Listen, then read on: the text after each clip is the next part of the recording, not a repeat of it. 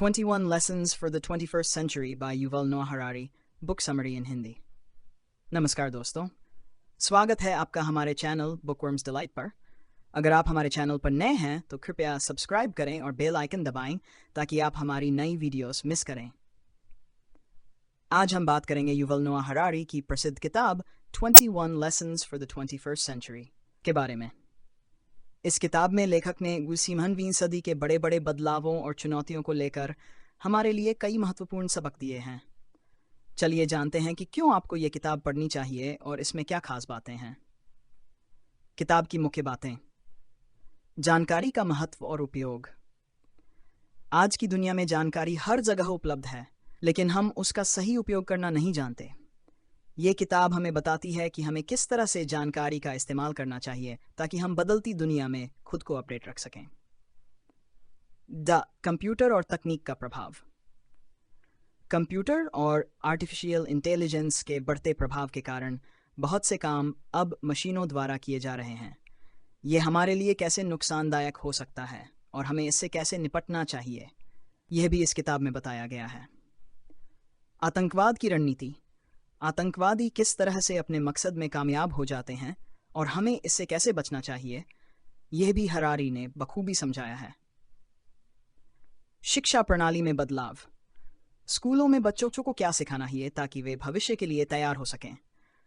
पुराने तरीकों से हटकर नए तरीकों को अपनाने की आवश्यकता पर भी इस किताब में जोर दिया गया है। क्यों पढ़ें ये किताब? 21वीं सदी में तेजी से आ रहे बदलावों के चलते अगर हमें अपने और अपने बच्चों के भविष्य को सुरक्षित करना है तो हमें नए तरीके सीखने होंगे। ये किताब हमें बताती है कि हम किस तरह से इन बदलावों के साथ कदम मिलाकर चल सकते हैं और खुद को तैयार कर सकते हैं। इस किताब के माध्यम से युवल नोआ हरारी ने हमें इस सदी के लिए तैयार होने के कई महत्वपूर्ण सबक दिए हैं, इसलिए इसे पढ़ना आपके लिए बेहद फायदेमंद साबित हो सकता है। आर्टिफिशियल इंटेलिजेंस का भविष्य। आज हम चर्चा करेंगे युवल नोआ हरारी की प्रसिद्ध किताब 21 Lessons for the 21st Century के एक और महत्वपूर्ण पहलू पर, आर्टिफिशियल इंटेलिजेंस के भविष्य और उसके प्रभाव के बारे में। चलिए जानते हैं कि एआई कैसे हमारी दुनिया को बदल रहा है और हमें इसके लिए कैसे तैयार होना चाहिए। आर्टिफिशियल इंटेलिजेंस का भविष्य। 1. इंसानी दिमाग को समझने की कोशिश। आज के वक्त में हम इंसान के दिमाग को समझने की पूरी कोशिश कर रहे हैं। साइंटिस्ट ये जानने की कोशिश कर रहे हैं कि हमारा दिमाग किस तरह से पैटर्न देखकर फैसले लेता है। 2. एआई और पैटर्न पहचानने की क्षमता। जैसे जैसे वैज्ञानिक दिमाग की कार्यप्रणाली को समझते जा रहे हैं, वे कंप्यूटर को भी इस काबिल बना रहे हैं कि वो पैटर्न देखकर फैसले ले सके। इसका मतलब है कि आने वाले वक्त में कंप्यूटर भी इंसानों की तरह सोचने लगेगा। 3. मशीनों का विकास और नौकरियों का खोना। 19वीं सदी में इंडस्ट्रीज और मशीनों के आने से बहुत से मजदूरों ने अपनी नौकरियां खो दी थीं, लेकिन क्योंकि वे मशीनें सोच नहीं सकती थीं, इसलिए उन्हें चलाने के लिए इंसानों की ज़रूरत पड़ती थी। कुछ नौकरियां गई, लेकिन नई नौकरियां भी आईं। एआई का प्रभाव। लेकिन अब आर्टिफिशियल इंटेलिजेंस के साथ ये बदलाव और भी बड़ा और गहरा होने वाला है। एआई सोचने समझने के काम भी करने लगेगा जो अब तक सिर्फ इंसान ही कर सकते थे। वकील, इंजीनियर और डॉक्टर जैसे पेशों में भी कंप्यूटर की भूमिका बढ़ सकती है। भविष्य की चुनौतियां। अगर कंप्यूटर इंसानों से बेहतर तरीके से सोचने समझने लगेंगे तो न जाने कितने लोग अपनी नौकरियां खो देंगे। ये समय चुनौतीपूर्ण होगा और हमें इसके लिए तैयार रहना होगा। तैयार रहें भविष्य के लिए।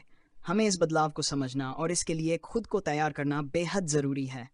आर्टिफिशियल इंटेलिजेंस एक बड़ा बदलाव ला सकता है, लेकिन अगर हम सही तरीके से तैयारी करें तो हम इस बदलाव के साथ कदम मिलाकर चल सकते हैं।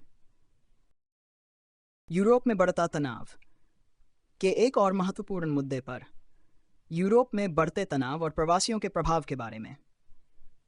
चलिए जानते हैं कि विभिन्न संस्कृतियों के मिलन से क्या समस्याएं उत्पन्न हो रही हैं और हमें इनसे कैसे निपटना चाहिए। यूरोप में बढ़ता तनाव। 1. दुनिया का छोटा होना। आज के वक्त में हम जब चाहें जहां जा सकते हैं। दुनिया बहुत छोटी हो गई है और हर देश का नागरिक हर देश में जा सकता है। इससे विभिन्न सभ्यताएं आपस में मिल रही हैं, जिससे लोगों में तनाव बढ़ रहा है। जो सभ्यताओं का टकराव। यूरोप में ये समस्या सबसे ज्यादा दिखती है। यहाँ आने वाले लोग अपने देश की सभ्यता को अपने साथ लेकर आते हैं, जो कि कई यूरोप वासियों को पसंद नहीं आता। उनका मानना है कि अलग अलग सभ्यताओं के आने से उनकी सभ्यता कहीं गायब हो रही है। 3 धार्मिक और सांस्कृतिक मतभेद। यूरोप के कुछ लोगों का कहना है कि बाहर से आने वाले लोग उनके धर्म को अपनाएं और चर्च में जाएं, लेकिन प्रवासी कहते हैं कि जब अधिकांश यूरोपियन खुद चर्च नहीं जाते तो वे क्यों जाएं। इसी तरह खाने की आदतों को लेकर भी मतभेद हैं। सौर समस्याओं का राजनीतिक दृष्टिकोण।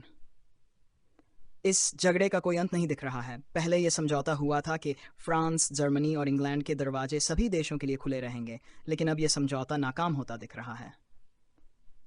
समाधान की दिशा। हमें इस झगड़े को यूरोप की सभ्यता बचाने या किसी दूसरे की सभ्यता को अपनाने की नज़र से नहीं देखना चाहिए, बल्कि इसे एक राजनीतिक मुद्दे की तरह देखकर इसे मिलकर सुलझाना चाहिए।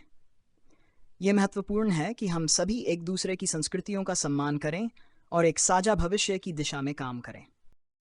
आतंकवाद का प्रभाव के एक और महत्वपूर्ण मुद्दे पर, आतंकवाद के प्रभाव और उसकी रणनीतियों के बारे में। चलिए जानते हैं कि आतंकवादी कमजोर होने के बावजूद कैसे अपने मकसद में कामयाब हो रहे हैं और हमें इससे कैसे निपटना चाहिए। आतंकवादियों का प्रभाव। विन आंकड़ों की तुलना। 2001 में जब 9/11 का हमला हुआ था तो उसमें 3000 अमेरिकी मारे गए थे। उसके बाद से हर साल यूरोप में 25 लोग और अमेरिका में 10 लोग आतंकवादियों के हाथों मारे जाते हैं। इसके विपरीत इसी बीच अमेरिका में 6000 लोग और यूरोप में 8000 लोग ट्रैफिक एक्सीडेंट में मारे गए हैं। लेकिन हम गाड़ी चलाने से ज़्यादा आतंकवादियों से डरते हैं, जबकि उनके हमलों से मरने वालों की संख्या कम है। आतंक फैलाने की रणनीति। आतंकवादियों का असली मकसद है आतंक फैलाना, और वो ये काम बड़े अच्छे से कर पा रहे हैं।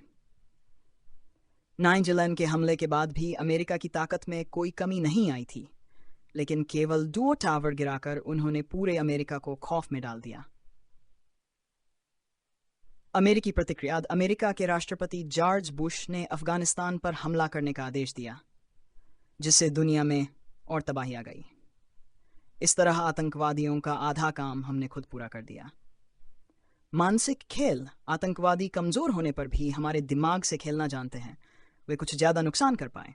उनके अंदर इतनी ताकत नहीं होती। मान लीजिए कि एक मक्खी है जो किसी दुकान में जाकर सामान तोड़ना चाहती है, लेकिन उसकी ताकत इतनी नहीं है, इसलिए वो पास बैठे बैल को उकसाती है और बैल गुस्से में पूरी दुकान तोड़ देता है। आतंकवादी भी ऐसा ही तरीका अपनाते हैं और वे इसमें कामयाब हो रहे हैं। समाधान की दिशा। हमें यह समझना होगा कि आतंकवादियों का असली मकसद हमें डराना है। हमें उनकी रणनीति को समझकर उससे निपटने के तरीके अपनाने होंगे। जब भी हम आतंकवादियों के उकसावे में आकर ज्यादा हरकत करते हैं तो हमें संयम और समझदारी से काम लेना होगा ताकि उनकी योजनाएं नाकाम हो सकें। मुद्दे पर जान का भ्रम और हमारी सोच समझ पर। चलिए जानते हैं कि कैसे हम जान के भ्रम में जी रहे हैं और इसे सुधारने के लिए हमें क्या करना चाहिए। जान का भ्रम। एल्बर्ट आइंस्टाइन का कथन। आइंस्टाइन ने कहा था कि जान का सबसे बड़ा दुश्मन अज्ञानता नहीं, बल्कि जान का भ्रम है। अगर आप अज्ञानी हैं तो आप बहुत कुछ सीखकर ज्ञानी बन सकते हैं, लेकिन अगर आपको लगता है कि आपको सब कुछ आता है तो आप सारी उम्र बेवकूफ़ बने रहेंगे। आधुनिक समाज में जान का भ्रम। आज के वक्त में बहुत से लोगों को लगता है कि उन्हें सब कुछ आता है। उदाहरण के तौर पर, पहले के आदिवासियों को अपने रोज़मर्रा के काम जैसे शिकार करना, खाना पकाना, जानवरों की चमड़ी से कपड़े बनाना आदि सब पता था। लेकिन आज के लोगों को अपने पर्स का जिप तक काम कैसे करता है, ये नहीं पता। दूसरे एक्सपर्ट्स पर निर्भरता। आज के वक्त में हमें अपनी दुनिया के काम करने का तरीका नहीं पता। हम दूसरे एक्सपर्ट्स पर निर्भर रहते हैं और उनके जान को अपना मान लेते हैं। सरकार ने लोगों को वोट करने का अधिकार दिया है, ये मानते हुए कि लोगों को पता है कि उनके लिए क्या अच्छा है, लेकिन हकीकत यह है कि बहुत से लोगों को यह पता नहीं होता। सामाजिक माध्यम और भ्रम। आज के समय में लोग व्हाट्सएप के जरिए सुधार की उम्मीद करते हैं। वे सोचते हैं कि एक मैसेज को शेयर करने से बदलाव आ जाएगा, लेकिन वे ये नहीं जानते कि ज़्यादातर लोग उसे पढ़ने के 2 मिनट बाद भूल जाते हैं और अधिकारियों के पास व्हाट्सएप देखने का समय नहीं होता। समाधान की दिशा। रिसर्च का महत्व। अगर कोई व्यक्ति आपको कोई बात बताए तो उसे मानने से पहले थोड़ा रिसर्च कीजिए। यह जरूरी है कि हम खुद ज्ञान प्राप्त करें और दूसरों पर निर्भर न रहें। सच्चे ज्ञान की पहचान। हमें यह समझना होगा कि असली ज्ञान क्या है और उसे कैसे प्राप्त किया जाए। दूसरों के ज्ञान को अपना मानने से पहले खुद अध्ययन करें और अपनी समझ को विकसित करें। वक्त के स्कूल और उनमें बदलाव की सख्त जरूरत। स्कूलों का वर्तमान स्थिति। पुराना तरीका। क्या आपको वाकई लगता है कि जो आपने अपने वक्त में स्कूल में पढ़ा था उसका थोड़ा सा भी हिस्सा आप आज अपनी जिंदगी में इस्तेमाल कर रहे हैं? आज के वक्त में बच्चों को जो पढ़ाया जाता है वो आने वाले वक्त में उनके लिए काम का नहीं होगा। 2. जानकारी का उपयोग। इस तरह से पढ़ने का तरीका हम 9वीं सदी से अपनाते आ रहे हैं। उस समय जानकारी का मिलना बहुत मुश्किल था। उस समय ना तो रेडियो था और ना ही टीवी, इसलिए स्कूलों में जानकारी देना महत्वपूर्ण था। आज की ज़रूरतें। लेकिन क्या आज के वक्त में हमें जानकारी की ज़रूरत है? बिल्कुल नहीं। जानकारी तो हम कहीं से भी निकाल सकते हैं। हमें यह सीखना है कि उस जानकारी को अपने काम के लिए इस्तेमाल कैसे करें। हमें यह सीखना है कि डाटा का मतलब किस तरह से निकालें और सोचें किस तरह से, ताकि हम आने वाले वक्त से खुद को बचा सकें। स्कूलों में आवश्यक बदलाव। 1. जानकारी का प्रबंधन। जानकारी हमारी समस्या नहीं है। हमारी समस्या है वो गलत जानकारी जो इंटरनेट पर घूम रही है। फेक न्यूज़ का प्रसार हो रहा है और बहुत से लोग इसे मान भी लेते हैं क्योंकि उन्हें नहीं पता है कि ये कैसे पता करें कि कोई जानकारी सच है या झूठ। सही जानकारी का चयन। हमें अपने स्कूलों में बच्चों को यह सिखाना चाहिए कि किस तरह से बेकार की जानकारी को काम की जानकारी से अलग करें और सामने रखे गए सारे डाटा का मतलब निकालकर उसे अपने काम के लिए इस्तेमाल करें। जानकारी का व्यावहारिक उपयोग। हमें उन्हें सिर्फ जानकारी देना बंद कर देना चाहिए और उन्हें जानकारी का इस्तेमाल करना सिखाना चाहिए। जैसे कि भारत के पहले प्रधानमंत्री पंडित जवाहरलाल नेहरू थे और महिला प्रधानमंत्री इंदिरा गांधी थीं, ये जानकर हम आने वाले वक्त में कुछ भी नहीं कर सकते। ये जानकारी हम जब चाहें हासिल कर सकते हैं। निष्कर्ष। स्कूलों को आज के समय के हिसाब से बदलना बहुत ज़रूरी है। हमें बच्चों को सिर्फ जानकारी नहीं देनी चाहिए बल्कि उन्हें सिखाना चाहिए कि उस जानकारी का सही उपयोग कैसे किया जाए। ये किताब हमें बताती है कि कैसे हम आज के वक्त में खुद को और अपने बच्चों को भविष्य के लिए तैयार कर सकते हैं। कंप्यूटर पर निर्भरता। आज के वक्त में हम कंप्यूटर पर हद से ज़्यादा निर्भर हो रहे हैं। हम इसे खुद से ज़्यादा समझदार बना रहे हैं जिससे आने वाले वक्त में वो हमारी जगह और हमारा काम ले सके।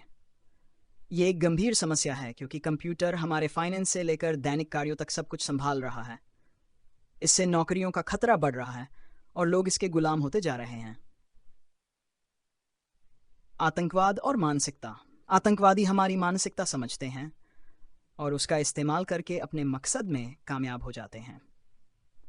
9/11 के हमले के बाद से अमेरिका और यूरोप में बहुत से लोग आतंकवादियों के हाथों मारे गए हैं, लेकिन हमें यह समझना होगा कि उनका असली मकसद आतंक फैलाना है। वे कम ताकत के बावजूद हमारे दिमाग से खेलकर हमें डराते हैं और अपने मकसद में कामयाब हो जाते हैं। जानकारी का महत्व। आज के वक्त में हमें जानकारी की ज़रूरत नहीं है, बल्कि उसका इस्तेमाल कर पाने की काबिलियत हमारे लिए बहुत ज़रूरी है। जानकारी तो हम कहीं से भी निकाल सकते हैं, लेकिन हमें यह सीखना है कि उस जानकारी को अपने काम के लिए कैसे इस्तेमाल करें।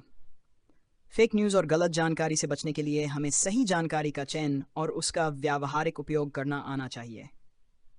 लीडर्स और सच्चाई। आजकल हम यह समझ लेते हैं कि अगर कोई लीडर या कोई कामयाब व्यक्ति कुछ बोल रहा है तो वो सच बोल रहा होगा, लेकिन लीडर्स के पास सही जानकारी पहुंचना ज़रूरी नहीं है क्योंकि उनके आसपास के लोग और कर्मचारी अक्सर अपने फ़ायदे के लिए झूठ बोलकर उन्हें खुश करने की कोशिश करते हैं। इसलिए किसी पर भी पूरी तरह से भरोसा करने की बजाय खुद बाहर जाकर सच जानने की कोशिश कीजिए। निष्कर्ष।